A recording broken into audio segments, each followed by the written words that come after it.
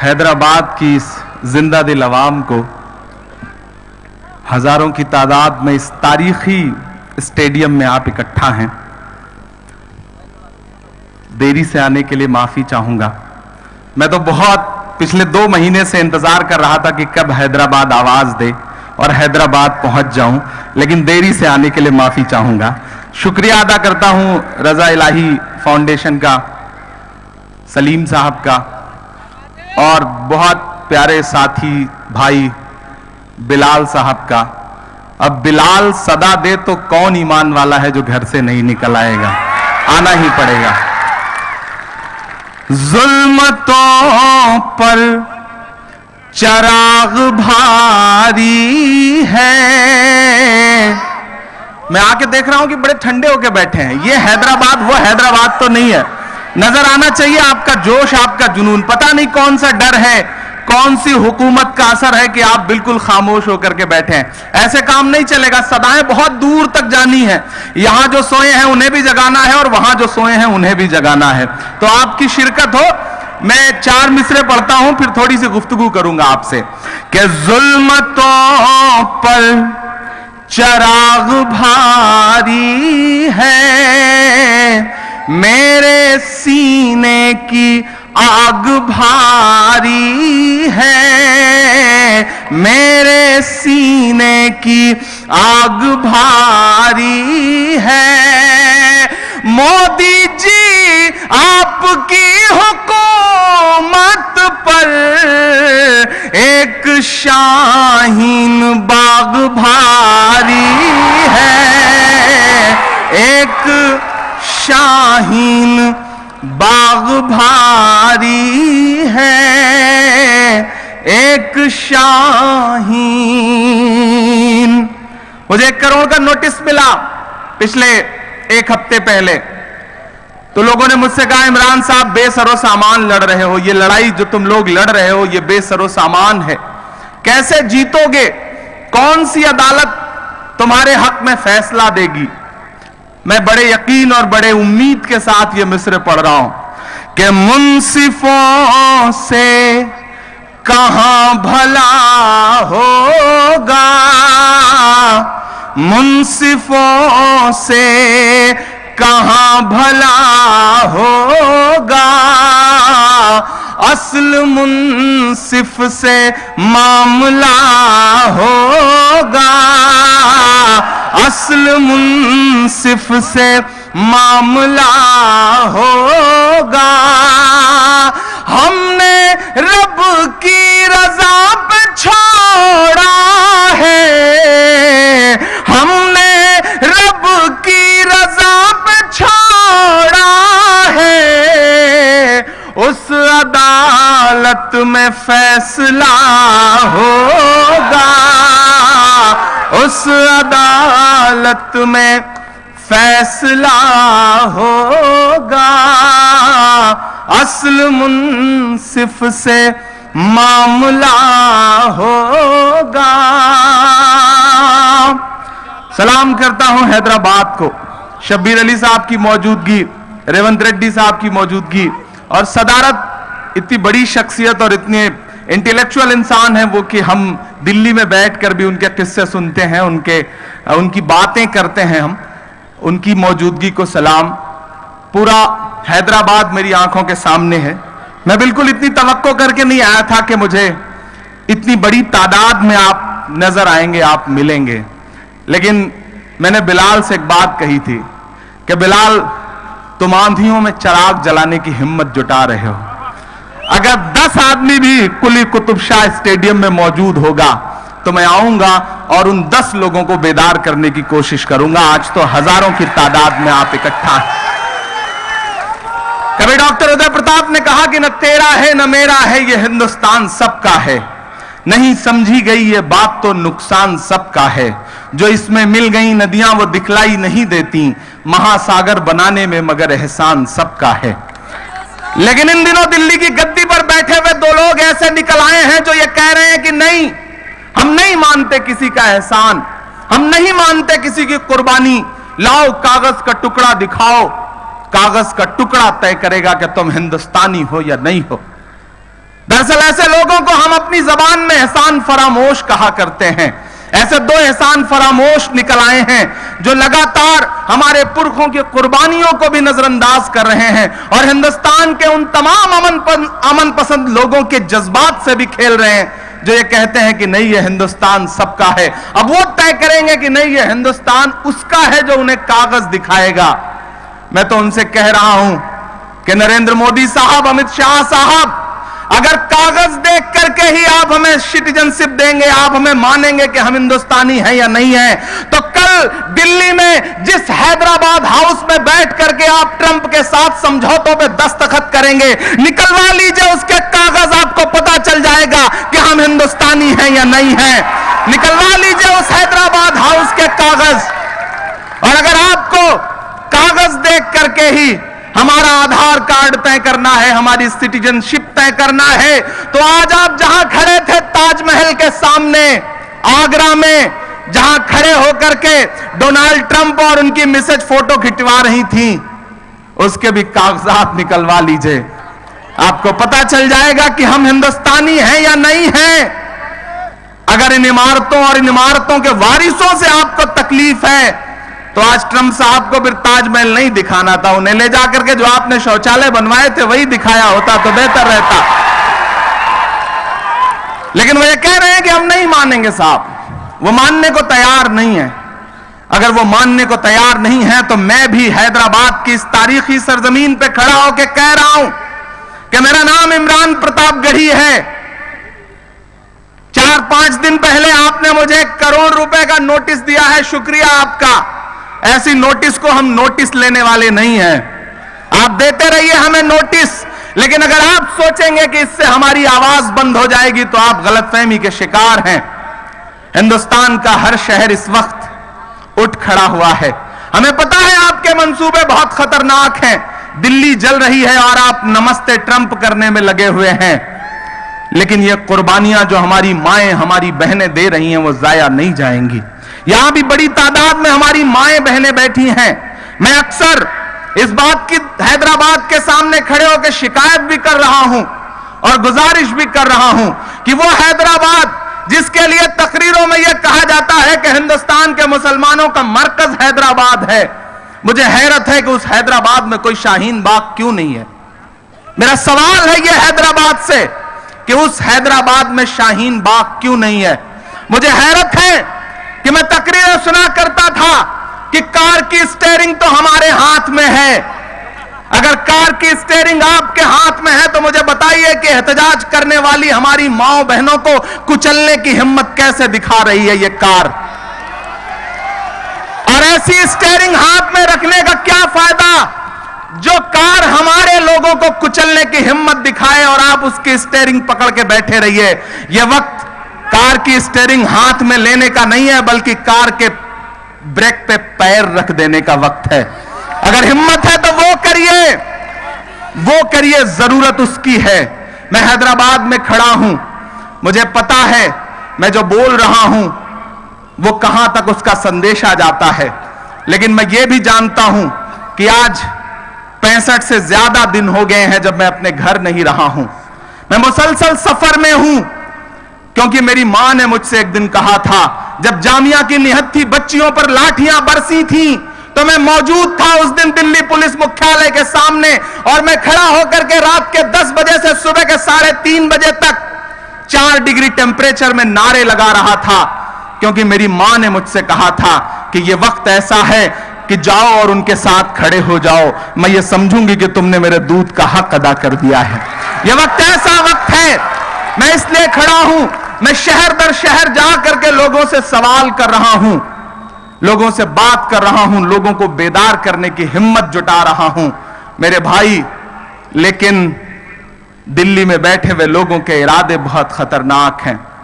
जब गृह मंत्री जी क्रोनोलॉजी समझाते हुए कहते हैं कि पहले सीए आएगा, फिर एनआरसी आएगा, फिर घुसपैठिए बाहर किए जाएंगे। अमित शाह साहब, कौन घुसपैठिया? हम आपको घुसपैठिए लगते हैं?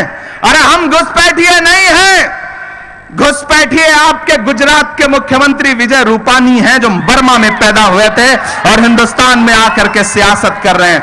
हम घुसपैठिए नहीं हैं। घुसपैठिया वो होता है जो हिंदुस्तान से बाहर पैदा हुआ रहा हो। बाहर तो पैदा अडवाणी जी भी हुए थे जो आजादी के बाद हिंदुस्तान में आए। हम घुसपैठिए नहीं हैं।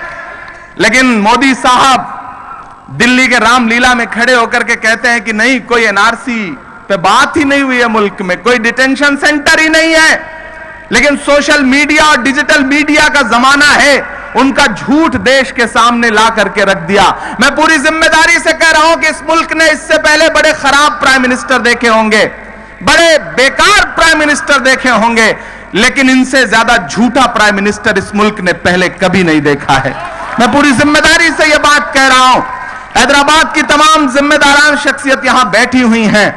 मैं आपसे भी गुजारिश कर रहा हूं कि हैदराबाद वालों, पूरा हिंदुस्तान आपकी तरफ बड़ी उम्मीदों से देखता है।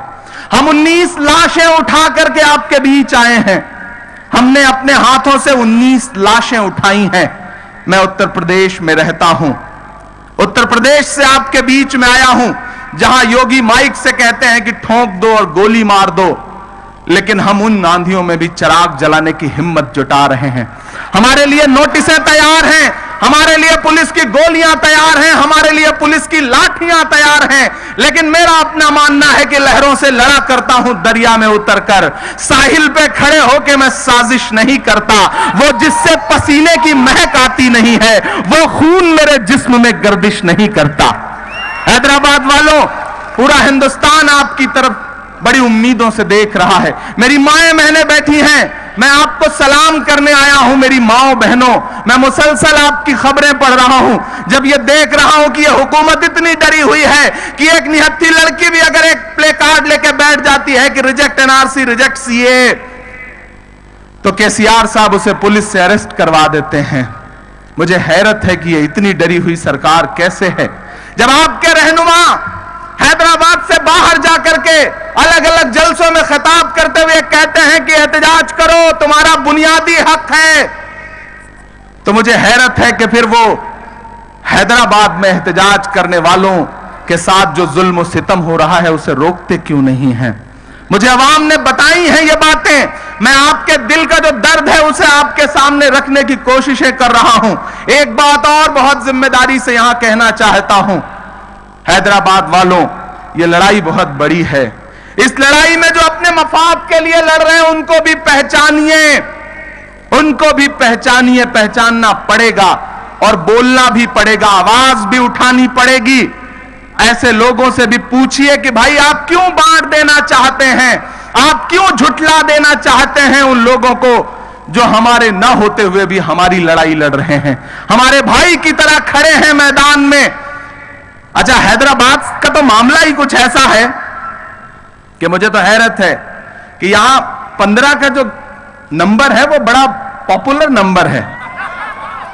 कोई 15 करोड़, कोई 15 मिनट, और उधर मोदी जी भी कहते हैं 15 लाख। 15 बड़ा टिपिकल लफ्ज है। लेकिन मैं यहां खड़ा होकर एक बात कह रहा हूं, मेरे रहनुमाओं, आप जब 15 मिनट और 15 करोड़ का जहर उगलते हैं तो उसे हिंदुस्तान के आम मुसलमानों को निगलना पड़ता है। आपको यह बात सोचनी भी पड़ेगी, आपको सोचनी पड़ेगी, क्योंकि मैं लाशें उठा के आया हूं। मैं माओ बहनों के आंसू अपने दामन में लेकर के आपके बीच आया हूं, जिनके आंसू पोंछने कोई नहीं पहुंचा। मेरी यह शिकायत है। मैं हैदराबाद में खड़ा होकर यह शिकायत कर रहा हूं कि 21 साल के सुलेमान को बिजनौर से उठा करके पुलिस ने जब मारा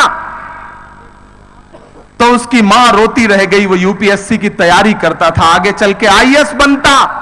लेकिन आपको जान के हैरत होगी कि अनस नाम का भी एक 20 साल का लड़का था, जिसे उसके कब्रिस्तान में दफन करने की इजाजत नहीं दी। पुलिस ने यह कहा कि 20 किलोमीटर दूर ले जाकर के दफन करो। हम ऐसे मरहलों से गुजर के आपके बीच में आए, हम ऐसा दर्द आपके बीच में झेल के आए हैं। हमें समझना भी पड़ेगा और हमें ऐसे सियासी रहनुमाओं से भी बात करनी पड़ेगी कि मेरे भाई, ये लड़ाई अकेले नहीं लड़ी जा सकती। आप कैसे नकार सकते हो, आप कैसे इनकार कर सकते हो अनुराग कश्यप की हिम्मत को, आप कैसे नकार सकते हो स्वरा भास्कर को, आप कैसे नकार सकते हो अनुभव सिन्हा को, आप कैसे नकार सकते हो 21 साल के उस हरजीत सिंह को जो दिल्ली यूनिवर्सिटी में पढ़ता है, लेकिन उस एक दिन जा रहा था एनआरसी के प्रोटेस्ट में हिस्सा लेने के लिए जंतर मंतर। तो उसने देखा कि सामने अमित शाह भाषण दे रहे हैं दिल्ली इलेक्शन में, और हरजीत को जोश आया। उसने सोचा जंतर मंतर जाके क्या सवाल पूछना, सामने अमित शाह खड़ा है, लाओ इससे सवाल पूछते हैं। वो कूद गया सामने और अमित शाह के सामने बोला रिजेक्ट एनआरसी, रिजेक्ट सीए। उसे अमित शाह की पुलिस ने और अमित शाह के गुंडों ने बहुत पीटा। आप कैसे इनकार कर सकते हो उसके एहसान को? आप कैसे इनकार कर सकते हो सूर्या रजप्पन नाम की उस एडवोकेट को, जो अमित शाह लक्ष्मी नगर दिल्ली में कैंपेन कर रहे थे तो अपने घर के बाहर से उसने बैनर लटका दिया कि रिजेक्ट एनआरसी, रिजेक्ट सीए। उसी शाम उसके लैंडलॉर्ड ने उसे उसके घर से बेदखल कर दिया। आप कैसे इनकार कर सकते हो? आप नहीं इनकार कर सकते। आप कैसे नकार सकते हो जंतर मंतर पर बैठी हुई प्रियंका गांधी को? आप कैसे नकार सकते हो? सुलेमान से लेकर के मुजफ्फरनगर से लेकर के लखनऊ में एसआर दारापुरी और सदफ जफर के घर जाने के लिए पुलिस से झड़प करके स्कूटी पर बैठ के जाती हुई प्रियंका गांधी को कैसे नकार सकते हो? आप कैसे नकार सकते हो हेमंत करकरे की शहादत को, जो आपके लिए अपनी जिंदगी कुर्बान कर गए? आप कैसे नकार सकते हो गोपी कन्नन को, जिसने आईएएस की नौकरी को ठोकर मार दी ये कहते हुए कि एनआरसी और सीए का जो कानून है वो इस मुल्क के आईन के खिलाफ है? आप कैसे नकार सकते हो गोपी कन्नन को, जब आप माइक पर खड़े होकर के कहते हो 100 करोड़ और 15 करोड़? तो आप बताओ कि ऐसे लोगों को आप 100 करोड़ में रखते हो या 15 करोड़ में रखते हो? मेरा सवाल है आपसे, आप कैसे नकार सकते हो राजघाट पर 3 डिग्री टेम्परेचर पे बैठी हुई सोनिया गांधी को? आप कैसे नकार सकते हो कश्मीर के लोगों का दर्द बांटने के लिए लाख पाबंदियों के बावजूद फ्लाइट पकड़ करके दिल्ली में लैंड करने की, दिल्ली से टेक ऑफ करके कश्मीर में लैंड करके हिम्मत जुटाने वाले राहुल गांधी को कैसे नकार सकते हो? आप कैसे नकार सकते हो अमित शाह और नरेंद्र मोदी की धमकियों के बावजूद न झुकने वाले लालू प्रसाद यादव को? आप कैसे नकार सकते हो? आप नहीं नकार सकते, और नकारिए भी मत, क्योंकि नकार देंगे तो अलग थलग पड़ जाएंगे। यही तो चाहती है भाजपा, यही तो चाहती है नरेंद्र मोदी की हुकूमत कि आप अलग थलग पड़ जाएं। ये लड़ाई सबकी है मेरे भाई। ये जितने बड़े बड़े बोलने वाले, बड़े बड़े तकरीरें करने वाले जो है ना, ये माइक पर तो कहते हैं कि हम 15 करोड़ 100 करोड़ पर भारी पड़ जाएंगे, लेकिन जब शाहीन बाग की बहनों को वहां से गोली मार के उठाने की धमकी कोई गुंडा देता है तो ये दिल्ली में नजर भी नहीं आते। नजर कौन आता है? पंजाब से 4 बसें भर के सरदार भाई आते हैं, वो बहनों की हिफाजत के लिए आते हैं। कैसे नकार सकते हो आप उनको? नहीं नकार पाओगे। इसलिए मैं आपसे गुजारिश करने आया हूं। मैं यहां किसी पॉलिटिकल पार्टी का मेंबर बन के नहीं खड़ा हूं, मैं आपका नुमाइंदा बनके आपकी धड़कनों की तर्जुमानी करने वाले एक शायर की हैसियत से यहां खड़ा हूं। मैं आपसे यह कह रहा हूं कि सवाल पूछना शुरू करिए, रहनुमाओं को फरिश्ता मानना बंद करिए। बड़ा नुकसान हुआ है इससे, बड़ा नुकसान हुआ है इससे। सवाल करिए, आंख से आंख मिलाइए और उनसे पूछिए कि हैदराबाद में कोई शाहीन बाग क्यों नहीं है? विजयवाड़ा में, बेंगलुरु में खड़े होकर के अगर आप वहां की खवातीन से कहते हैं कि बहनों एहतजाज करो, तुम्हारा हक है, तो फिर आप बताओ कि आप क्यों जवाब नहीं देते हो हैदराबाद की बहनों को जो आपसे कहती हैं कि हम क्यों एहतजाज नहीं कर पा रहे हैं? क्या हमारा हक नहीं है? मेरे भाई, मैं तो यह कह रहा हूं कि जो शाहीन बाग दिल्ली से शुरू हुआ वो हैदराबाद में होना चाहिए था। वो हैदराबाद से शुरू होता तो शायद पूरे हिंदुस्तान में और बड़ा संदेश आ जाता। मुझे पूरा यकीन है कि हैदराबाद इन चीजों से उबरेगा भी। वक्त बहुत थोड़ा है, मैं कोशिश करता हूं। टाइम है? अरे वाह, शुक्रिया, आपकी सदाएं आ गई हैं, तो इंशाल्लाह मैं कोशिश करूंगा कि थोड़ा थोड़ा आपको सुनाता भी रहूं, थोड़ी थोड़ी आपसे गुफ्तगू भी करता रहूं।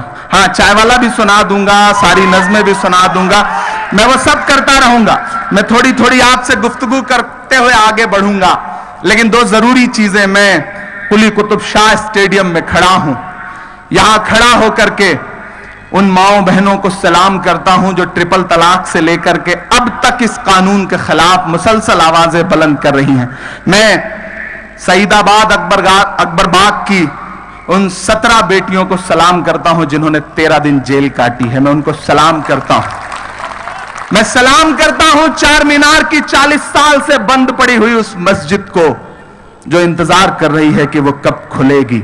मैं सलाम करता हूं।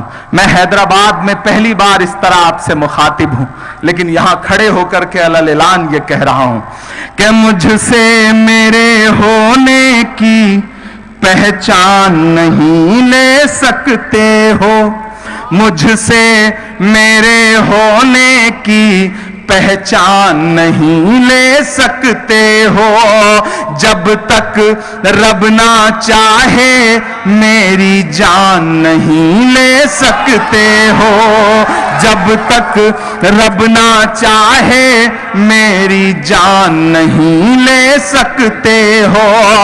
मेरी सांसों में जलती बारूदें तो भर सकते हो, मेरी सांसों में जलती बारूदें तो भर सकते हो, लेकिन तुम मुझसे मेरा ईमान नहीं ले सकते हो, लेकिन तुम मुझसे मेरा ईमान नहीं ले सकते हो। ये लहराते हुए तिरंगे यहां मौजूद हजारों की तादाद में हैदराबाद। अजीब हुकूमत है, कहती है कि ना तो पैन कार्ड मानेंगे, ना तो वोटर आईडी मानेंगे, ना तो आधार कार्ड मानेंगे। तो मेरा मन करता है मैं अमित शाह से पूछूं तो क्या भैया ये सारे कागज जियो का सिम खरीदने के लिए बनवाया था, फिर बनवाया किस लिए था? गजब तो यह है साहब, अमजद साहब, गजब तो यह है कि कहते हैं हम पासपोर्ट भी नहीं मानेंगे। वो पासपोर्ट जिसे लेके मैं लंदन में लैंड करता हूं तो वो कहता है कि आप हिंदुस्तान के शहरी हैं, अमेरिका में लैंड करता हूं तो अमेरिका कहता है कि आप हिंदुस्तान के शहरी हैं, लेकिन हिंदुस्तान कहता है कि वो पासपोर्ट भी आप साबित करने के लिए काफी नहीं है। मुझे कभी कभी लगता है इस हुकूमत के सलाहकार कौन है, इन्हें समझा कौन रहा है। मैं एक दिन जंतर मंतर पे खड़ा था तो मीडिया वालों ने मुझसे कहा कि बहुत बड़ी तादाद में स्टूडेंट्स निकल के आए हैं, इन्हें उकसाया किसने है, इन्हें बगलाया किसने है? मैंने कहा मेरे भाई ये जो स्टूडेंट सड़कों पे निकल के आए हैं दरअसल अमित शाह और नरेंद्र मोदी से ज्यादा पढ़े लिखे हैं, इन्हें कोई उकसा नहीं सकता है।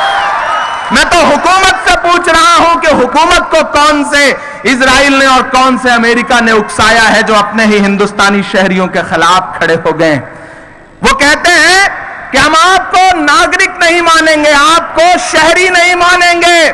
तो मैं हैदराबाद में खड़ा होकर कहता हूं कि अमित शाह और नरेंद्र मोदी, अगर आप हमें हिंदुस्तान का शहरी नहीं मानेंगे तो हम भी आपको सरकार नहीं मानेंगे। हम इनकार करते हैं आपको सरकार मानने से। और अलल ऐलान ये कह रहे हैं कि होश वालों सुनो, ऐ दीवानों सुनो। लगे मुझे कि मैं हैदराबाद में खड़ा हूं, पीछे तक जो लोग बैठे हैं उनकी भी शिरकत होनी चाहिए। मैं आपको आप पे नजर भी रख रहा हूं और आपकी धड़कनें भी सुन के बताऊंगा। मुझे लगे कि आप उसी जिंदा दिली के साथ बैठे हैं जैसे हैदराबाद जाना जाता है। मैं पढ़ता हूं, होश वालों सुनो, ऐ दीवानों सुनो, और सारे सियासी घरानों सुनो, जो बचा ना सके अपनी आवाम को, ऐसे बेबस सभी हुक्मरानों सुनो।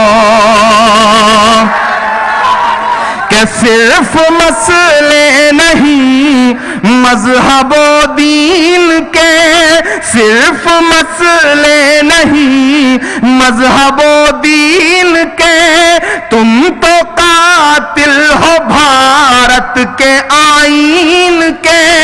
तुझसे जमहूरियत के गुनहगार को, तेरी सरकार को, तेरे दरबार को मैं नहीं मानता, मैं नहीं मानता, मैं नहीं मानता, मैं नहीं मानता।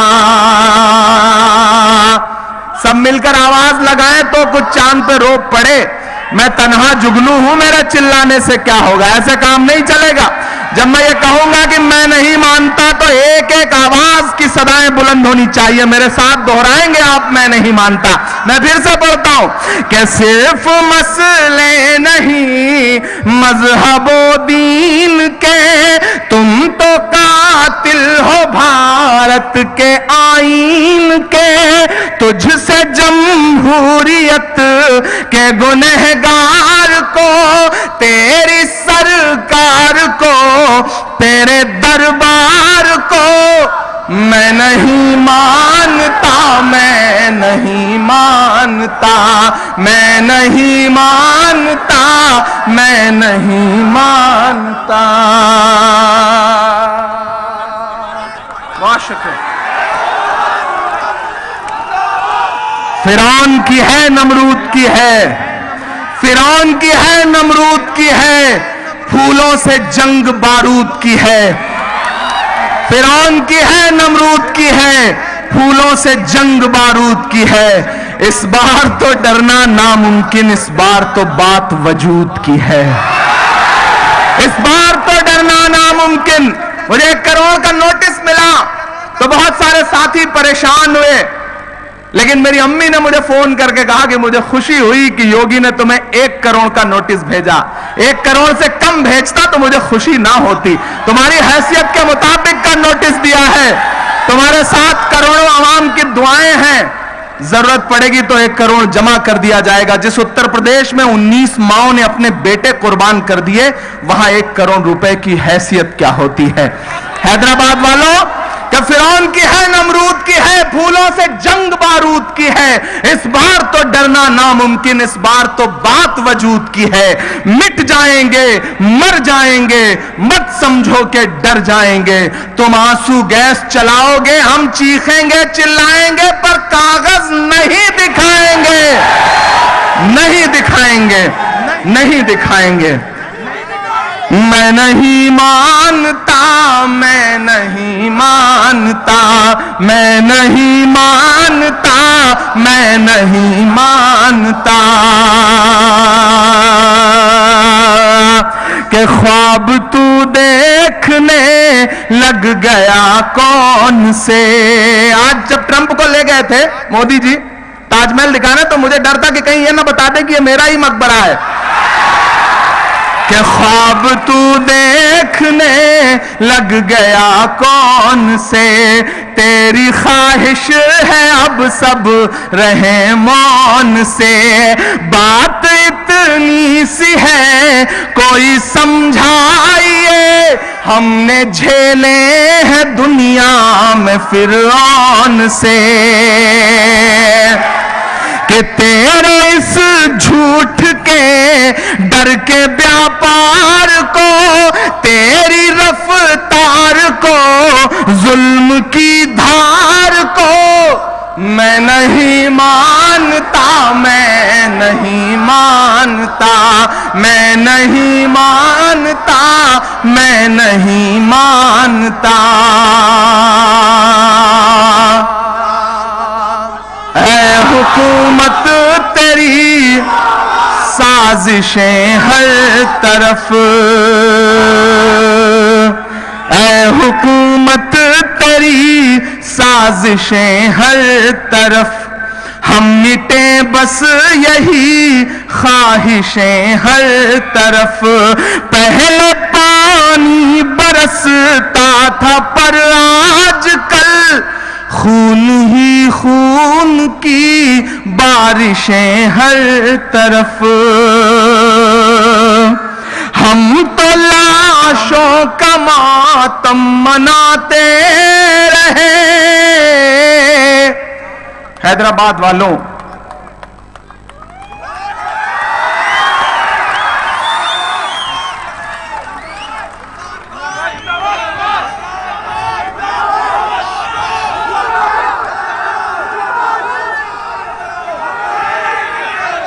मेरे भाई हैदराबाद वालों, ये है हिंदुस्तान,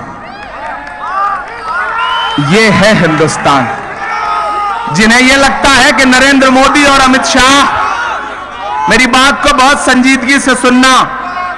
जिन्हें यह लगता है कि नरेंद्र मोदी और अमित शाह उनके जबानी जुमलों से डरता है, नहीं, नरेंद्र मोदी और अमित शाह ऐसी तस्वीरों से डरते हैं जब वो हिंदू मुसलमानों को, सिखों को, ईसाइयों को एक साथ खड़े देखते हैं, तब वो डरते हैं। और उन्हें डराने के लिए लोगों को एकजुट करना सीखिए। लोगों को एकजुट करना पड़ेगा, लोगों को मुत्तहिद करना पड़ेगा। लोगों से सवाल भी करिए। जब लोग तकरीरों में यह कहते हैं कि हम कांग्रेस को अपनी जूती पर रखते हैं, तो उनसे पूछिए कि अगर कांग्रेस को जूती पर रखते हो तो भाजपा को क्या सर का ताज बना के रखते हो? सवाल पूछिए, सवाल पूछिए लोगों से। अली मस्कती साहब, सुहेल साहब यहां बैठे हैं। आजकल मैं डिबेट में फिरोज भाई एक बात सुनता हूं, हर डिबेट में कहा जाता है तो क्या 303 सीटें हमने जितवाई? क्या हमारी वजह से जीती भाजपा?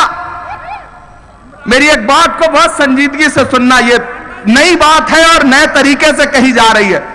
जब यह कहा जाता है डिबेट में कि क्या हम जिम्मेदार हैं, क्या हमने 303 सीट जितवाई बीजेपी को, तो मेरी एक बात को आज रात जब अपने तन्हा होना अपने घर में, तो सुकून से सोचना कि एक 30 साल के लड़के ने एक बात कही थी बड़ी संजीदा से।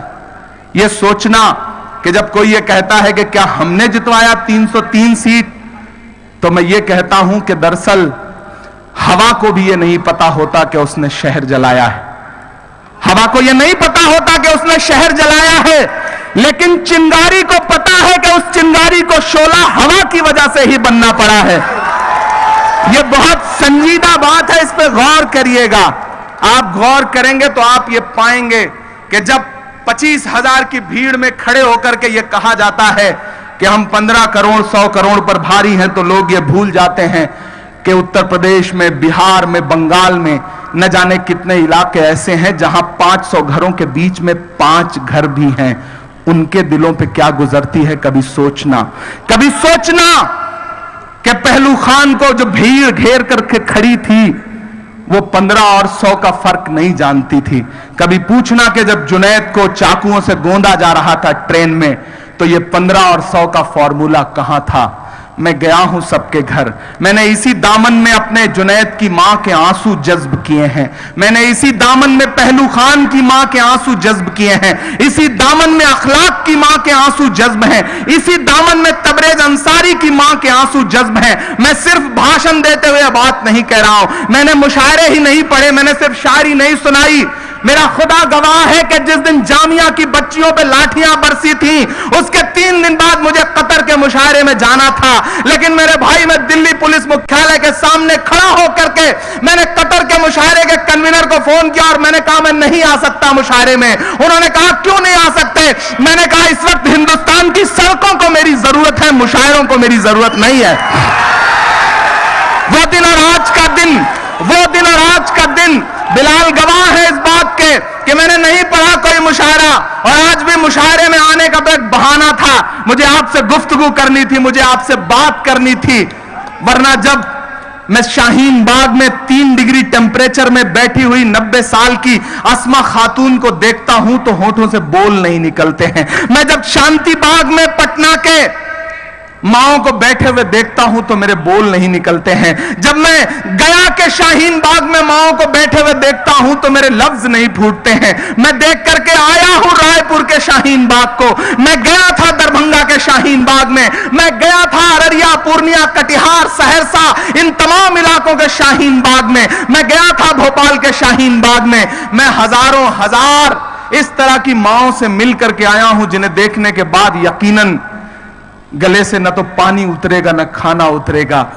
लेकिन मुझे हैरत है, ये बात मैं बड़े दर्द के साथ कह रहा हूं कि हमारे जो कायद हैं, जो हमारे रहनुमा हैं सियासी, वो लखनऊ जा करके एबीपी न्यूज के शिखर समागम में डिबेट तो करेंगे सुधांशु त्रिवेदी से, लेकिन उसी लखनऊ में जो एक इंसान सीए के प्रोटेस्ट में शहीद हुआ था, उसकी मां के आंसू पहुंचने के लिए लोगों के पास वक्त नहीं है। आखिर क्यों नहीं है?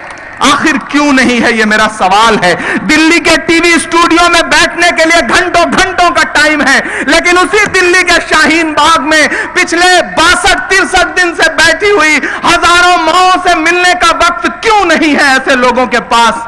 मेरा सवाल है हैदराबाद से, हैदराबाद वालों आप भी सवाल पूछो। अगर आज सवाल नहीं पूछोगे तो आने वाली नस्लें सवाल नहीं पूछ पाएंगी। ये मैं पूरी जिम्मेदारी से आपसे कह रहा हूं। मेरी किसी से कोई दुश्मनी नहीं है, मैं भी पसंद करता हूं, अल्लाह करे जो हमारे लोग हैं, मेरा तो अपना मानना है कि मेरे खुदा महफूज मुझे रख, दुश्मन को भी जीने दे, तेज हवा भी चलने दे और मेरा दिया भी जलने दे।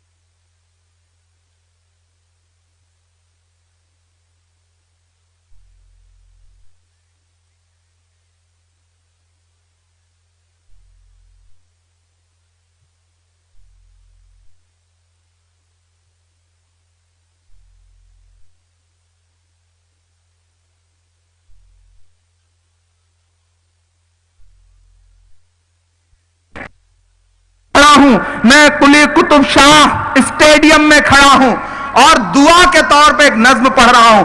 मैंने सुना था कि इसी स्टेडियम में पिछले कुछ दिन पहले कुछ दो दो कौड़ी के सियासी लोग आए थे और बड़े बदतमीजी भरे नारे लगा के गए। मैंने सुना ऐसा इसी स्टेडियम में ऐसा हुआ है और इसी स्टेडियम में खड़ा होकर के इमरान एक नज्म पढ़ता है और वो नज्म हिंदुस्तान की बेहतरी और उसकी भलाई की नज्म है। हैदराबाद शामिल हो मेरे साथ, मैं नज्म पढ़ता हूं कि मेरा मस्कन मेरी जन्नत,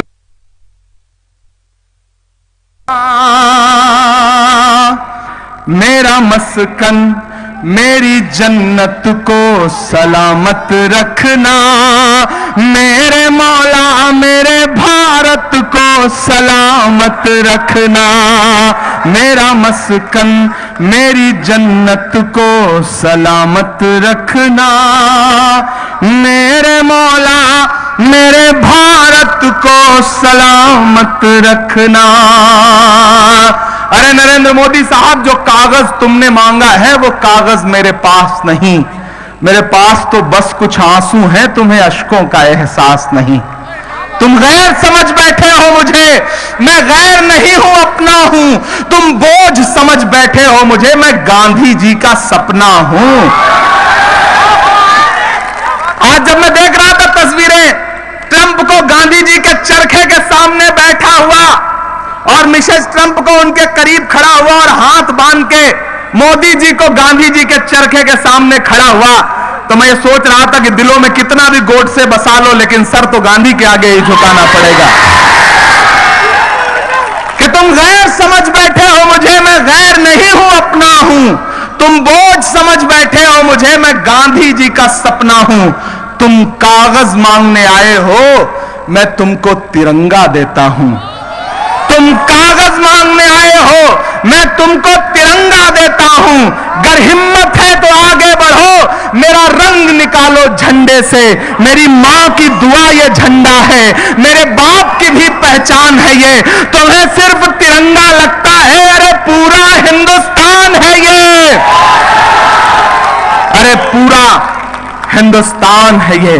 तब मैं ये दुआ की नज्म पढ़ रहा हूं, लेकिन एक एक शख्स को शिरकत करनी पड़ेगी। उधर जो ऊपर बैठे हैं सीढ़ियों पे, एहसान करिए अपनी पीढ़ियों पे और शामिल होइए इस नज्म में, शामिल होइए। मैं फिर से पढ़ता हूं ये मिसरे। मैं इसलिए यहां से सदाएं और बुलंद चाहता हूं कि ये हैदराबाद है, यहां से उठी हुई आवाजें मायने रखती हैं। एक शायर आपके सामने खड़ा है और मैं तो यहां के सियासी लोगों से भी कहूंगा कि भाई शायरों से दोस्ती रखिए। शायरों से दोस्ती नहीं रखेंगे तो नुकसान होगा।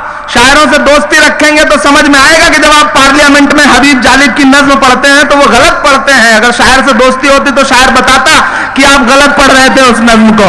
मैं नज्म पढ़ता हूं और आपसे दुआएं मांगता हूं साहब कि मेरा मस्कन मेरी जन्नत को सलामत रखना, मेरे मौला मेरे भारत को सलामत रखना, मेरा मस्कन। पहला बंद पढ़ता हूं इस नज्म का साहब कि तूने नफरत का जो बाजार सजाया हुआ है, तू ये कहता है मुसलमान पराया हुआ है। आजा दिल चीर के दिखलाऊं वतन का नक्शा, मेरा भारत मेरी सांसों में समाया हुआ है।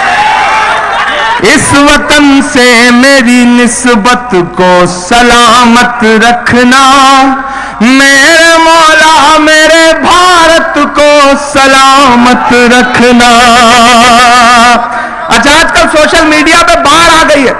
सुबह इनबॉक्स खोलिए तो गालियां भरी रहती हैं। अच्छा, आजकल मुझे कुछ ज्यादा ही आती हैं, क्योंकि दोनों तरफ वाले गरियाते हैं। वो ये कहते हैं कि तुम नुकसान कर रहे हो हमारी सियासत का। आजकल एक मैसेज आया मुझे एक दिन कि तुम्हारा तो नाम भी इमरान है, तुम तो उन्हीं की तरफ होगे।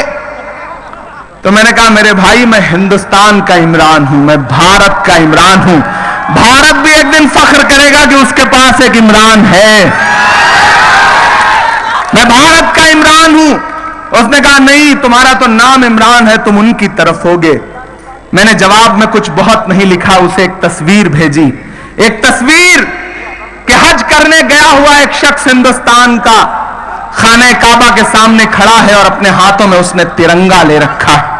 मैंने पलट के वो तस्वीर भेजी और नीचे बस इतना लिखा कि मुझसे वतन परस्ती का सबूत मांगने वाले मेरे भाई ने देख, ये तस्वीर है हमारी वतन परस्ती का सबूत। हमने तो ऐसी जगहों पर भी तिरंगा फहराया है जहां कदम रखने की तुम्हारी औकात भी नहीं है। हैदराबाद वालों, तब मैं एक बंद पढ़ता हूं। आप बड़े जिम्मेदार लोग हैं, आप ईमान वाले लोग हैं, शामिल होंगे आप मेरे इन मिसरों में जो मैं पढ़ने जा रहा हूं। कि सोचता हूं तो मेरी आंख छलक जाती है, मुल्क से रूह का रिश्ता बड़ा जज्बाती है। अब तैयार रहना, अब तक की सबसे बड़ी दुआएं चाहिए मुझे आपकी। कि सोचता हूं तो मेरी आंख छलक जाती है, मुल्क से रूह का रिश्ता बड़ा जज्बाती है।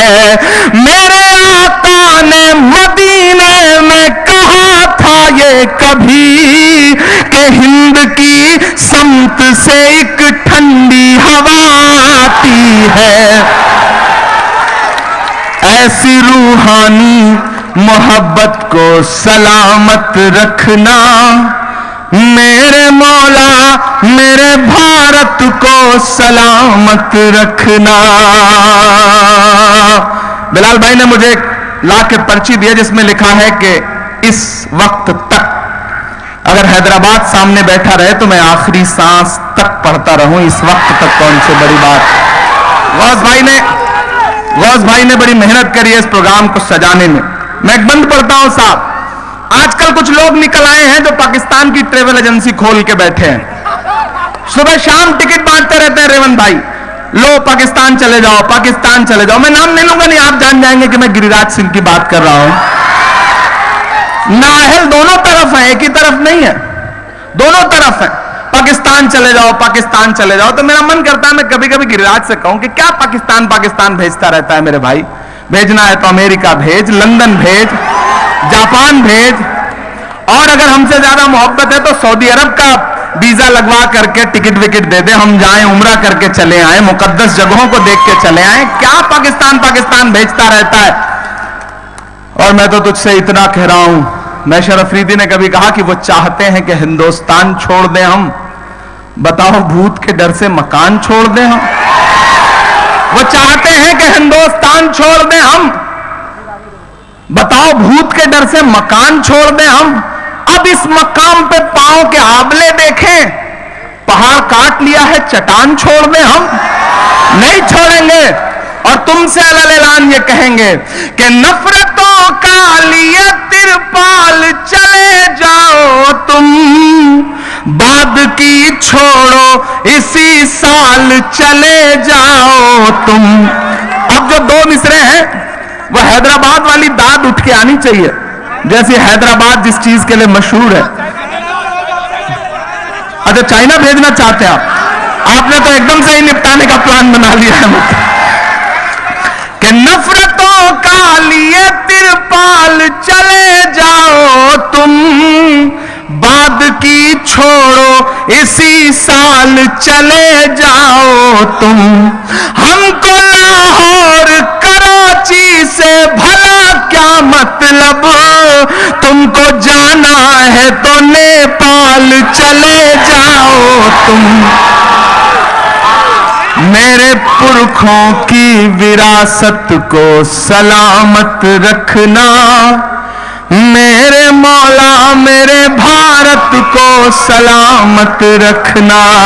मेरा मस्कन मेरी जन्नत को सलामत रखना, मेरे मौला मेरे भारत को सलामत रखना।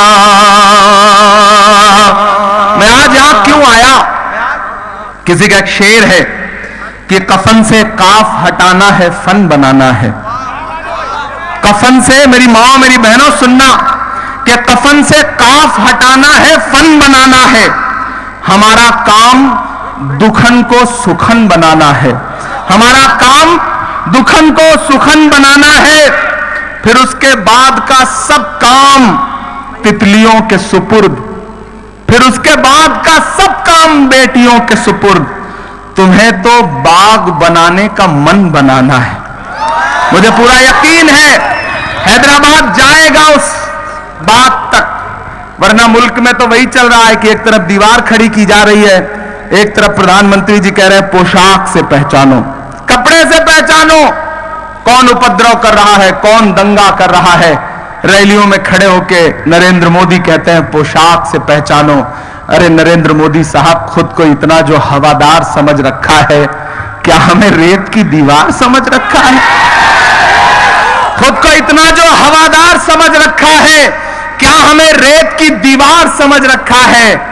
तुमने किरदार को कपड़ों की तरह पहना है, हमने कपड़ों को ही किरदार समझ रखा है। नरेंद्र मोदी साहब, अगर कपड़ों से पहचाना जाए तो मुझे बताइए कि उस देविंदर नाम के एडिशनल एसपी को कौन सा नाम दूं जो टेररिस्टों को लेकर के दिल्ली की तरफ जा रहा था, उसे कौन सा नाम दूं? अगर कपड़ों से ही पहचानना है तो जब आपने 10 लाख रुपए का सूट पहना था तो आपका नाम नरेंद्र दामोदर अंबानी रखा जाए या नरेंद्र दामोदर अडानी रखा जाए, क्योंकि कोई फकीर तो 10 लाख का सूट नहीं पहन सकता है। और अगर कपड़ों से ही पहचानना है तो गुंजा जी को कौन सा नाम दिया जाए जो बुर्का पहन करके शाहीन बाग में बिरयानी खा रही थी? बताइए कौन सा नाम दिया जाए? मुल्क को तोड़ने वाली बातें बंद करिए, लोगों को बांटने वाली बातें बंद करिए। आप कहते हैं, आप चादर भेजते हैं अजमेर के लिए, कल तस्वीरें चारों तरफ तैर रही थी, और आपके होम मिनिस्टर कहते हैं कि हम 1 इंच पीछे नहीं हटेंगे। अरे अमित शाह साहब, अगर आप इस मुद्दे पर 1 इंच पीछे नहीं हटेंगे तो हैदराबाद भी चीख चीख करके कह रहा है कि आप 1 इंच पीछे मत हटिए, हम भी आधा इंच पीछे हटने को तैयार नहीं है। नहीं हटेंगे, आधा इंच पीछे नहीं हटेंगे, इस बार पीछे नहीं हटेंगे। नहीं हटोगे ना? मुझे बताओ कि नहीं हटोगे ना? नहीं हटोगे ना पीछे इस बार? ये लड़ाई वजूद की है, ये लड़ाई वजूद की है। मुझसे लोग कहते हैं इमरान साहब आप तो शायर हैं, आप कैसे देखते हैं इस एहतजाज को, इस आंदोलन को, इस प्रोटेस्ट को? मैं उनसे कहता हूं कि मेरे भाई, मैंने नहीं देखा 1947 की जंगे आजादी का दौर, मैंने नहीं देखा जेपी आंदोलन, लेकिन आज जब मैं तिरंगा लेकर के सड़कों पर नौजवानों को जाते हुए देखता हूं तो मुझे ऐसा लगता है मेरी आंखों के सामने से भगत सिंह जा रहा है, मेरी आंखों के सामने से चंद्रशेखर आजाद जा रहे हैं, मेरी आंखों के सामने से अशफाक उल्लाह खान जा रहे हैं, मेरी आंखों के सामने से राजगुरु और सुखदेव जा रहे हैं। यह आंदोलन हमारे वजूद का आंदोलन है, यह आंदोलन दूसरी आजादी का आंदोलन है, और आजादी तो हम इस बार, यह है आवाज जो अवाम की तरफ से आ रही है। इसलिए मैं आपसे गुजारिश करूंगा कि कल या आज बयान आया है आपके यहां का, एनपीआर भी लागू करने जा रहे हैं साहब, उनसे सवाल पूछिए कि नहीं, उनसे कहिए कि ये जो चोर दरवाजे से एनआरसी लाने की कोशिश कर रहे हैं आप, इस पे हम तैयार नहीं हैं, क्योंकि आज कागज दिखाओगे तो डिटेंशन सेंटर में जाओगे, आज लड़ोगे तो हो सकता है कि आज की इस लड़ाई में तुम्हें बड़ी कुर्बानी देनी पड़े, लेकिन 30 साल बाद जब आने वाली नस्लें पूछेंगी कि दिल्ली की गद्दी पर बैठे हुए 2 तानाशाह हिंदुस्तान के आईन को रौंदना चाहते थे, तब तुम क्या कर रहे थे? तब तुम फख्र से कह सकते हो कि मैं खड़ा था उस वक्त, मैं लड़ रहा था उस वक्त, मैं डटा था महाज पर, मैं डरा नहीं, मैं झुका नहीं, कहीं छुप छुपा के खड़ा नहीं। जो डटे हुए हैं महाज पर, मुझे उन सफों में तलाश कर। और सियासी रहनुमाओं से भी पूछिए और उनसे कहिए कि तू इधर उधर की ना बात कर, ये बता के काफिला क्यों लुटा। तू इधर उधर की ना बात कर, ये बता के काफिला क्यों लुटा। मुझे रहजनों से गिला नहीं, तेरी रहबरी का सवाल है। पूछिए, उनसे भी कहिए, उनसे भी कहिए कि यही वो शहर है जहां से उठी हुई सदाएं पूरे मुल्क को ये कहती हैं कि नहीं, हम तुम्हारी आवाज हैं। तो आज हैदराबाद की आवाज इतनी खामोश क्यों है हैदराबाद के लिए? मेरी माओ बहनों, मैं आपको सलाम करते हुए एक आखिरी नज्म पढ़ता हूं, क्योंकि मेरे पास बहुत थोड़ा सा वक्त बचा है। अच्छा, चाय वाला भी सुनाना है? देखिए, मैंने तो नरेंद्र मोदी जी से ऐसा पंगा ले रखा है कि चाय पीनी छोड़ दी उनकी टशन में। मैंने कहा नहीं, जब मुखालफत है तो चाय भी मत पियो, लेकिन आपका हुक्म है तो मैं 4 मिसरे पढ़ देता हूं कि चाय वाले बाबू को चाय लेके डूबेगी। इतनी तालियों से काम नहीं चलेगा। चाय वाले बाबू को चाय लेके डूबेगी, चाय से बचेंगे तो गाय लेके डूबेगी,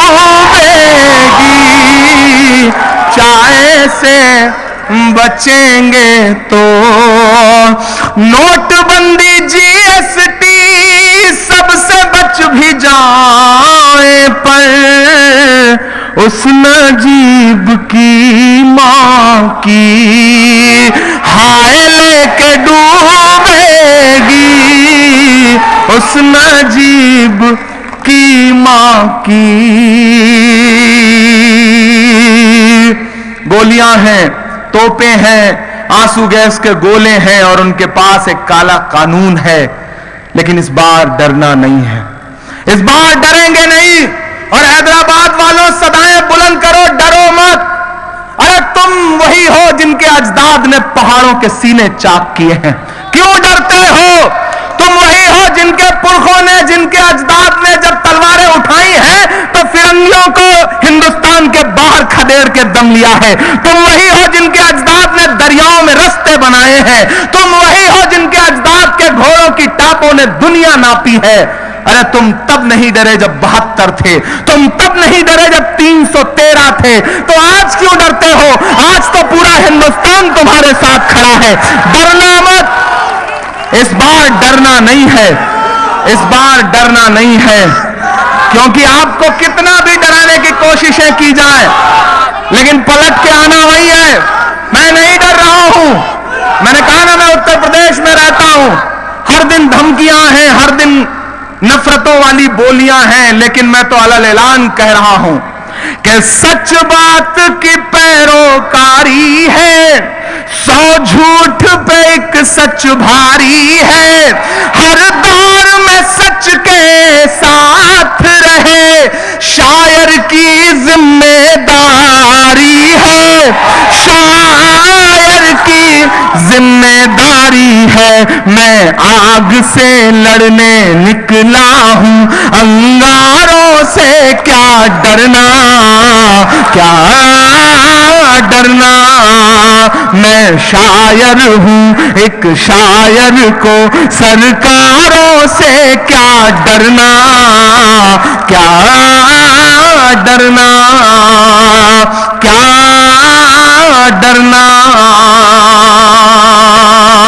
और हैदराबाद वालों, एहसास की शिद्दत मध्यम है, लफ्जों में खुशी ना मातम है, इस बात पे बस ईमान रखो। हर जुल्म की उम्र बहुत कम है, हर जुल्म की उम्र बहुत कम है। तुम सूरज हो, तुम सूरज हो, और सूरज को अंधियारों से क्या डरना, क्या डरना। और मेरा यकीन बोल रहा है, मेरा ईमान बोल रहा है इन मिसरों में। दिल्ली इलेक्शन चल रहा था, अमित शाह साहब कह रहे थे बटन इतनी जोर से दबाना कि करंट शाहीन बाग में लगे। लोग मुझसे कह रहे थे इमरान आप क्या कहोगे इस पर। तब मैं बस ये मिसरे दोहराता था कि झूठों का नारा हारेगा, अल्लाह का मारा हारेगा। मुझे सुन के बताना अगले मिसरे पे हैदराबाद वालों कि झूठों का नारा हारेगा, अल्लाह का मारा हारेगा। आमीन कहो, आमीन कहो, नमरूद दोबारा हारेगा, नमरूद दोबारा हारेगा।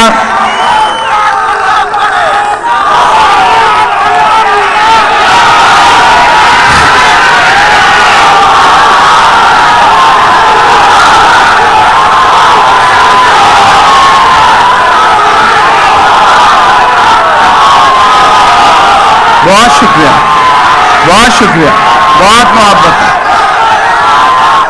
बहुत बहुत शुक्रिया, बहुत मोहब्बतें। बाहर भी एक बड़ी तादाद में लोग ठहरे हुए हैं, मैं उनका भी शुक्रिया अदा करता हूं। सलीम भाई उठ के आए, इन्होंने मुझे दुआएं दी। मुझे ऐसा लगा जैसे सलीम नहीं बल्कि जिल्ले इलाही आकर के दुआएं दे रहे हो। अल्लाह इन्हें सलामत रखे। असल जिल्ले इलाही तो यही है, नाम सलीम है तो क्या हुआ। मसूद भाई हैं, मैं फिर से ये मिसरे पढ़ता हूं कि झूठों का नारा हारेगा, अल्लाह का मारा हारेगा।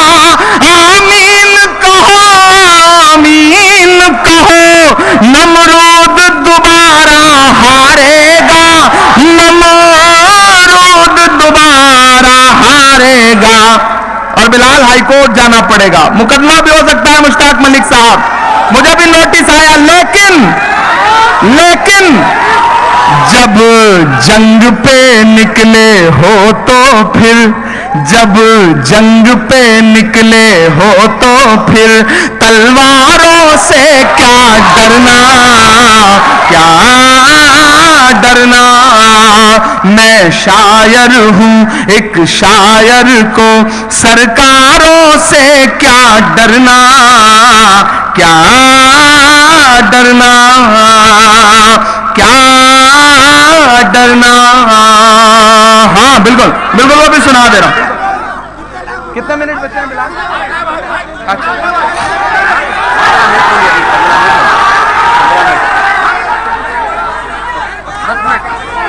हाँ, मुझे शब्बीर भाई ने जो वक्त दे दिया है मैं उसे पूरा करूं। हाँ बिल्कुल, नेशनल एंथम तो खत्म होगा इंशाल्लाह, उससे पहले हम देखेंगे भी, सुनाऊंगा इंशाल्लाह आपको। मुझे जेल जाने दीजिए, चालान होने दीजिए। आप पढ़िए, मैं जाऊंगा जेल को, आप पढ़िए।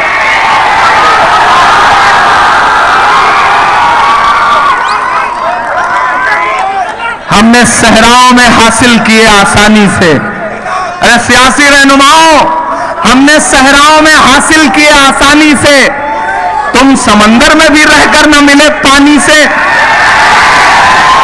हमने सहराओं में हासिल किया आसानी से। सलाम आपको, कुर्बान जाऊं हैदराबाद की आवाम, जो आपका जज्बा है, जो आपका जोश है, मैं उसके लिए आपको सलाम करता हूं। मैं तो उस दिन देख रहा था जब मिलियन मार्च में आप लाखों की तादाद में निकल आए थे और पूरी दुनिया आपको सलाम कर रही थी, अल जजीरा आपको सलाम कर रहा था। तमाम साजिशों के बाद भी आप लाखों की तादाद में निकल आए थे।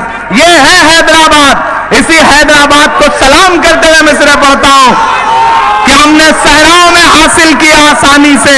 अरे तुम समंदर में भी रहकर न मिले पानी से। और ये सियासत के दिए सबके हवाले न करो, ये सियासत के दिए सबके हवाले न करो।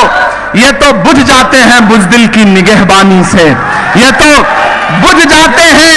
बुज़दिल की निगहबानी से एक नज्म सुनाता हूं। आज ट्रंप जी को लेकर के नरेंद्र मोदी जी गए, उनके बगल में मिसेस ट्रंप खड़ी थी, उधर मोदी जी खड़े थे, तो तस्वीर बड़ी अधूरी थी। अगर बगल में जसोदा बेन भी खड़ी होती तो तस्वीर कितनी खूबसूरत लगती। वो अच्छा नहीं लग रहा था मुझे।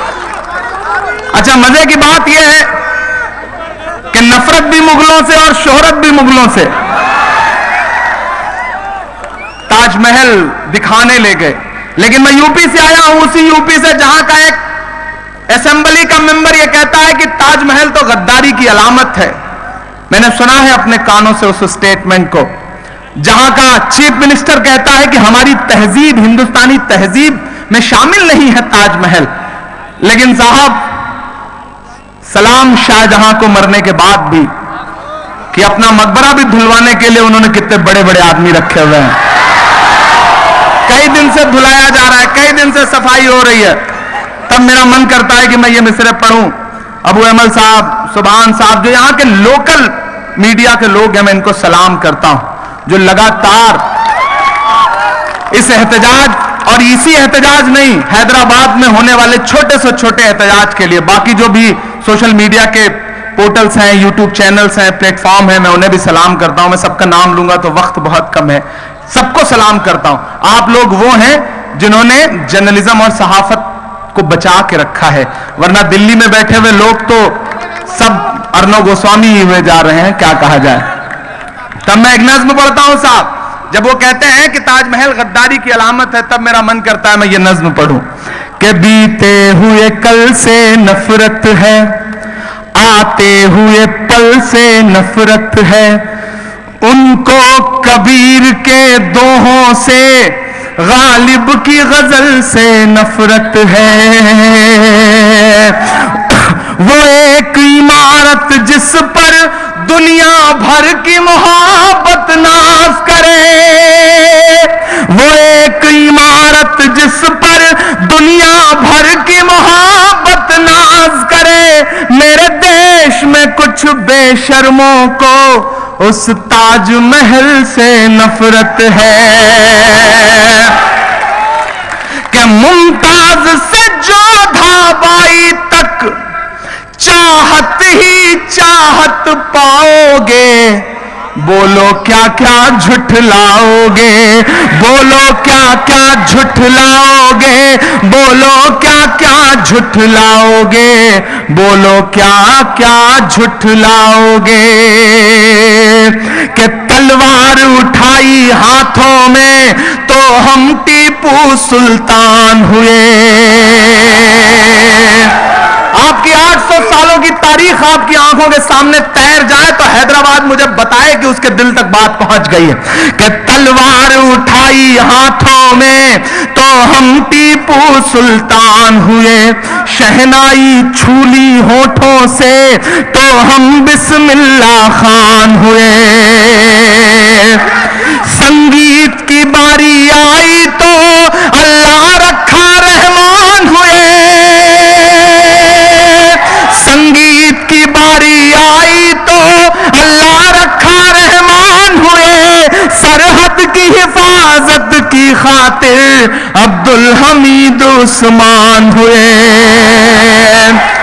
कि जिनको जाना था चले गए, अब हमको भेज न पाओगे। बोलो क्या क्या झुठलाओगे, बोलो क्या क्या झुठलाओगे, बोलो क्या क्या झुठलाओगे। जिस ओर नजर दौड़ाओगे हमको ही जिंदा पाओगे।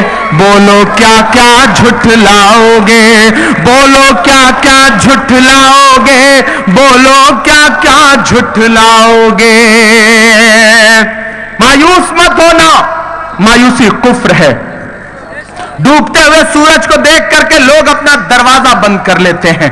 वक्त की नब्ज पर हाथ रखो, वक्त की आंख से आंख मिलाओ, क्योंकि जो वक्त से आंख नहीं मिलाते वक्त उन्हें मिटा देता है।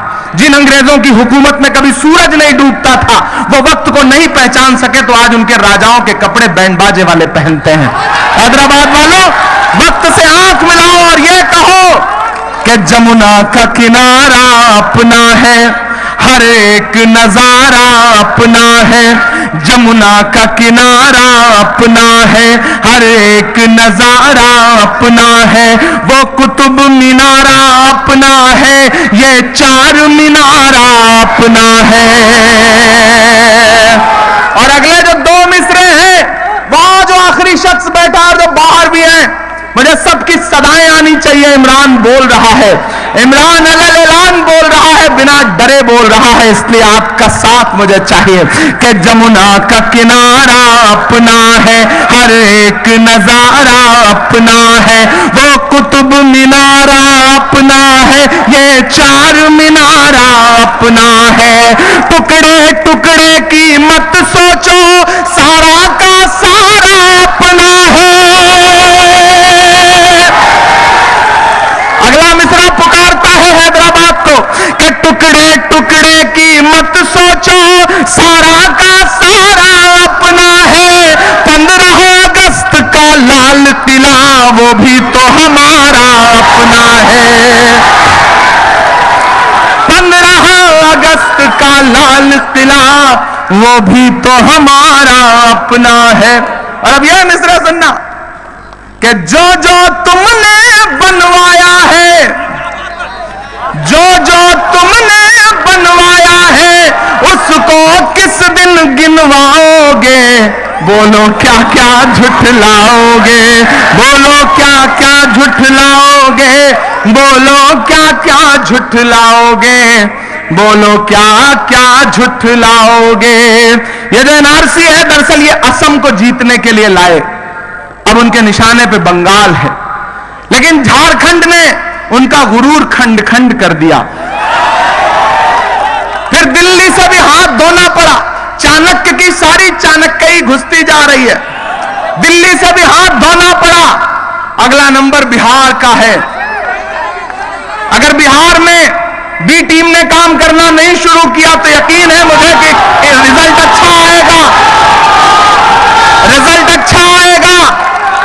और उसके बाद नंबर कहां का है? बंगाल का है। और मैं तो अभी बंगाल गया था और मैंने वहां खड़े होकर मिसरे पढ़े थे कि सूरज है यहां पर तेरा जुगनू न चलेगा, तू कितना भी सर पटके यहां तू न चलेगा। ममता नहीं साक्षात है दुर्गा तेरे आगे, दीदी पे किसी मोदी का जादू न चलेगा। मुझे पूरा यकीन है, लेकिन मुझे यह भी पता है कि बंगाल में भी लोग काम पर लगाए जाएंगे। लेकिन मैं खुदा की जात पे यकीन करते हुए कह रहा हूं कि बंगाल भी हारेंगे। और एक दिन ऐसा आएगा कि दिल्ली की गद्दी से तानाशाहों को उतरना पड़ेगा, जाना पड़ेगा। हम देखेंगे, लाजिम है कि हम भी देखेंगे। जहां है खड़े हो जाइए, मेरे साथ इस नज्म को गुनगुनाइए। हम देखेंगे, लाजिम है कि हम भी देखेंगे। हम देखेंगे वो दिन के जिसका वादा है, जो लौहे अज़ल में लिखा है। हम देखेंगे, लाजिम है कि हम भी देखेंगे। हम देखेंगे। हैदराबाद वालों, जब जुल्म सितम के कोहे गरा रूई की तरह उड़ जाएंगे, हम महकूमों के पांव तले जब धरती धड़ धड़ धड़केगी, और अहले हकम के सरों पर जब बिजली कड़कड़ कड़केगी, हम देखेंगे। लाजिम है कि हम भी देखेंगे। हम देखेंगे जब अर्ज़े खुदा के काबे से सब बुत उठवाए जाएंगे। जब अर्ज़े खुदा के काबे से सब बुत उठवाए जाएंगे, हम अहले सफा मरदूदे हरम मसनद पे बिठाए जाएंगे, सब ताज उछाले जाएंगे, सब तख्त गिराए जाएंगे, हम देखेंगे, लाजिम है कि हम भी देखेंगे, हम देखेंगे। इतने जोर से काम नहीं चलेगा। सदाएं दिल्ली तक जानी है तो उसी तरह की सदाएं भी होनी चाहिए। अरे इंकलाब, इंकलाब, आवाज दो, आवाज दो, आवाज दो। अरे बोल रे साथी हल्ला बोल, अरे बोल रे साथी हल्ला बोल, अरे मैं भी बोलूं तू भी बोल, अरे अमित शाह पर हल्ला बोल, अरे केसीआर पर हल्ला बोल, अरे अमित शाह पर हल्ला बोल, अरे बोल रे साथी हल्ला बोल, अरे ऊंचा बोल, ऊंचा बोल, अरे इंकलाब, इंकलाब, आवाज दो, आवाज दो। अरे हिंदू मुस्लिम सिख ईसाई, इस नारे पे ज्यादा सुलगती है उनकी, इसलिए जोर से लगाओ इसे, और जोर से। अरे हिंदू मुस्लिम सिख ईसाई, अरे हिंदू मुस्लिम सिख ईसाई।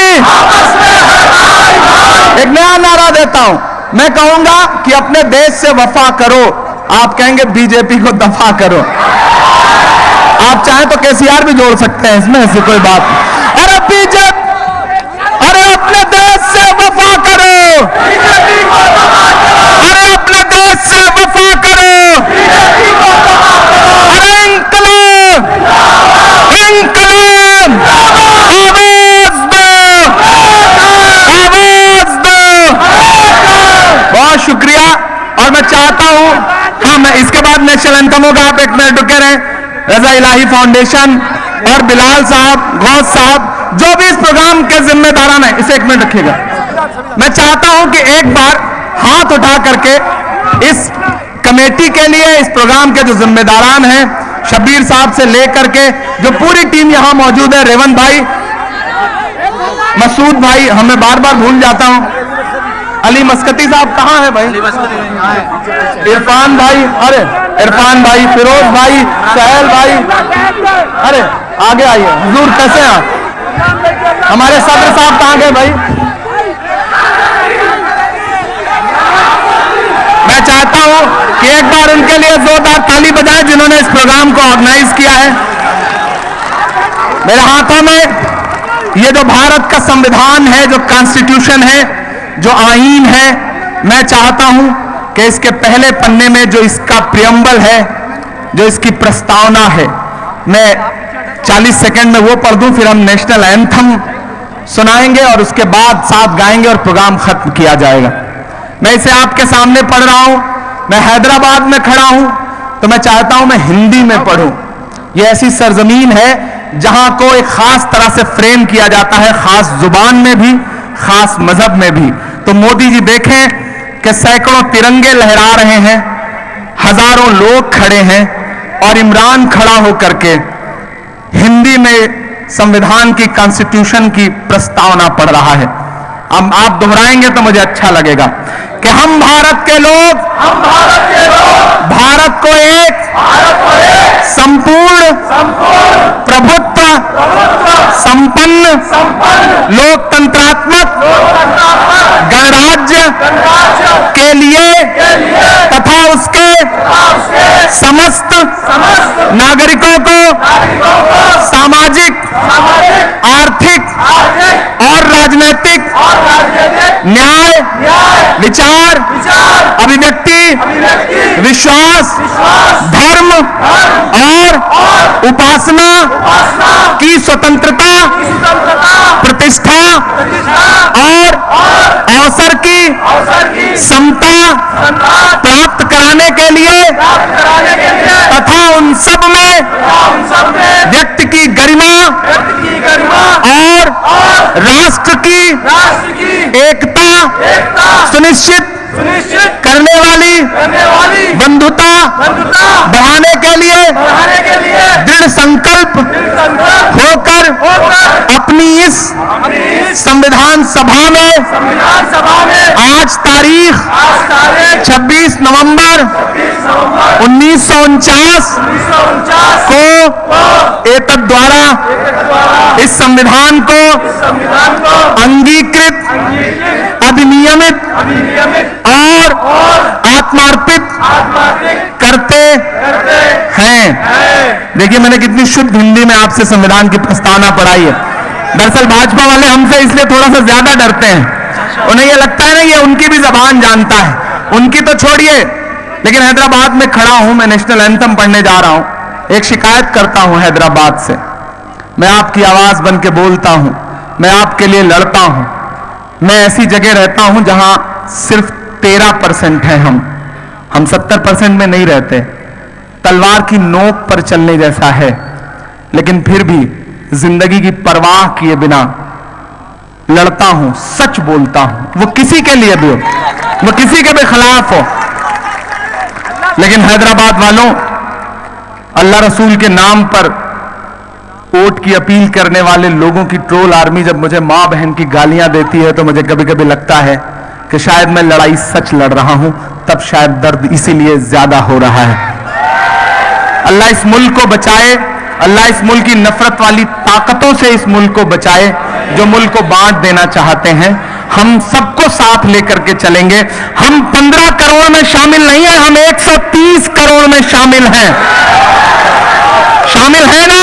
हम इस देश के 130 करोड़ लोगों में शामिल हैं, और जो भी नफरत की सियासत करने वाले लोग हैं हम उनके खिलाफ खड़े हैं। आप गालियां दो, आप गोलियां दो, लेकिन हम न झुके हैं, न डरे हैं, न डरेंगे। हम डटे हैं, हम डटे रहेंगे। आइए हमारे साथ नेशनल एंथम गाइए। एक गुजारिश आपसे, जो भी लोग बैठे हो सब खड़े हो जाएं, क्योंकि 1000 लोग खड़े हैं मीडिया नहीं दिखाएगा, लेकिन अगर एक भी आदमी बैठा है तो वही दिखाया जाएगा, क्योंकि मीडिया को मसाला चाहिए होता है। तो आपसे गुजारिश है कि सब खड़े हो जाएं, बिल्कुल अटेंशन वाली उसमें। अनिल भाई आप भी हैं, चलिए आइए मेरे साथ। संविधान हो चुका, नेशनल एंथम बोलना चाह रही है आपसे? अभी नहीं, अभी का अम्मी कुछ कहना चाह रही है? अम्मी मैं नेशनल एंथम पढ़ दूं उसके बाद? अब नेशनल एंथम पढ़ बात करो। आप जगह ना पड़िए। अम्मी बाद में लगा लेंगे। चलिए, हाँ वो एक्चुअली वो नारे लगाना चाहते हैं, बाद में इंशाल्लाह उनसे कह दिया जाएगा, वो कर लेंगे। वो मेरी माँ की तरह है, उनका हुक्म सर आंखों पर। भाई अपने शहर की ताजा हवा लेके चला हूं, हर दर्द की यारों में दवा लेके चला हूं। मुझको यकीन है कि रहूंगा मैं कामयाब, क्योंकि मैं घर से मां की दुआ लेके चला। तो मैं उनकी बात को नकार नहीं सकता, लेकिन अब नेशनल एंथम से बढ़ के कोई चीज नहीं है। पहले वो पूरा किया जाए, वो मुकम्मल किया जाए, उसके बाद जनगण मन अधिनायक जय है भारत भाग्य विधाता। पंजाब सिंध गुजरात मराठा द्राविड़ उत्कल बंगा। विंध्य हिमाचल यमुना गंगा उच्छल जलधि तरंगा। तव शुभ नामे जागे तव शुभ आशीष मांगे। गाहे तव जय गाथा जनगण मंगलदायक जय है भारत भाग्य विधाता। जय है जय है जय है जय जय जय जय है। बहुत शुक्रिया, बहुत मोहब्बत है। ये लो, वो जो लोग पेश करने पा रहे हो करा